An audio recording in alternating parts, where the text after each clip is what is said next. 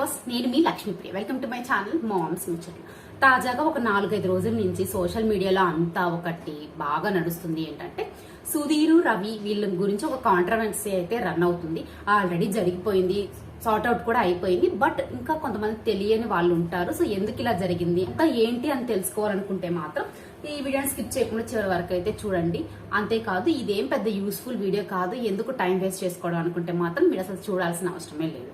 So అసలు ఏం జరిగింది, ఎందుకు రవి, సుడిగాలి సుధీర్ ఇంత కాంట్రవర్సీని ఫేస్ చేస్తున్నారు అనే విషయానికి వస్తే మాత్రం తాజాగా వీళ్ళు జీ తెలుగులో జరిగిన ఒక షోలో ఒక సినిమాటిక్ స్కూప్ అయితే చేశారనమాట. అంటే ఏంటంటే సినిమాలో ఉన్న సీన్ ని కొంచెం కామెడీ చేసి స్టేజ్ మీద పర్ఫార్మెన్స్ అయితే ఇచ్చారు. సీన్ ఇదంతా కూడా ఆల్రెడీ బావగారు బాగున్నారా సినిమాలో అయితే ఉంది. సో అక్కడ ఏంటంటే చిరంజీవి గారు అయితే రంభాని ప్రేమిస్తాడు, కానీ రంభ వాళ్ళ అక్కని ఏదో ప్రమాదంలో ఉన్నప్పుడు ఆమెను కాపాడి తీసుకుని వాళ్ళ ఊరికైతే వెళ్తాడనమాట.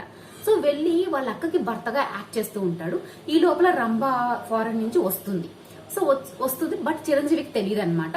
గుళ్ళో భగవంతుని దర్శనం చేసుకోవడానికి అయితే వెళ్తాడు ఎవరు, చిరంజీవి గారు. అలాగే రంభ వాళ్ళ అక్క గుడికి వెళ్తారనమాట. సో బేసిక్ గా ఏమన్నా శివాలయంకి వెళ్ళినప్పుడు ఏం చేస్తూ ఉంటాం, నందీశ్వరుడు ఉంటాడు. నందీశ్వరు మీద ఇలా చేతులు పెట్టి అక్కడి నుంచి చూస్తే శివుడు మనకు దర్శనం ఇస్తాడు.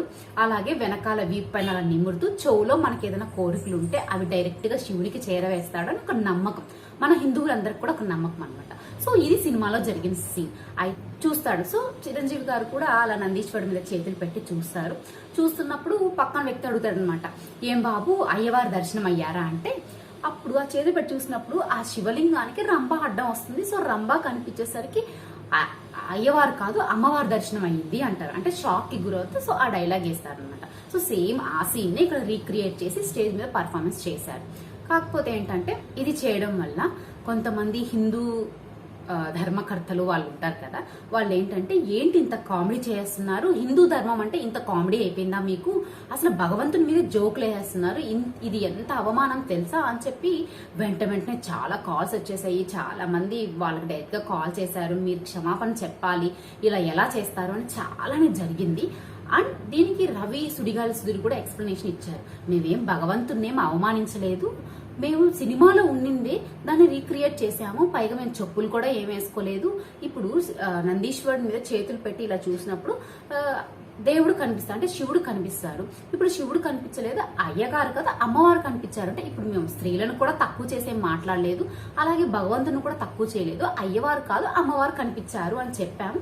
ఇందులో ఏంటి తప్పు ఉందో మాకు అర్థం కావట్లేదు అని చెప్పి వీళ్ళ ఎక్స్ప్లెనేషన్ వీళ్ళు ఇచ్చారు.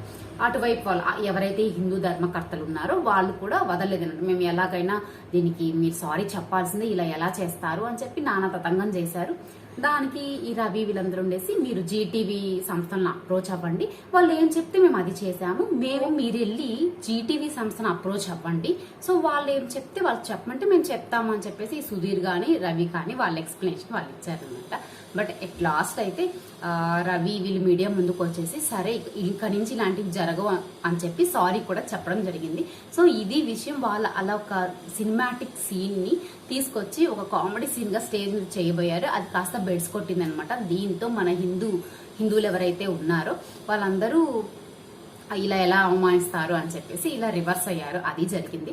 అయితే నేను ఈ వీడియో చేయడానికి గల ఇంటెన్షన్ ఏంటంటే, ఎవరైనా అది హిందువులైనా, క్రిస్టియన్స్ అయినా, ముస్లిమ్స్ అయినా, ఎవరైనా కూడా ఎవరిని కూడా మనం తక్కువ చేసేటట్టు చేయకపోవడమే మంచిదని నా ఫీలింగ్. సో ఇదండి ఈ వీడియో. నచ్చితే లైక్ చేయండి, షేర్ చేయండి. అలాగే ఇలాంటి మరిన్ని వీడియోస్ కోసం మా మామ్స్ ముచ్చట్లు ఛానల్ సబ్స్క్రైబ్ చేసుకుని పక్కన బెల్ ఐకాన్ అయితే క్లిక్ చేసేయండి. Thank you for watching.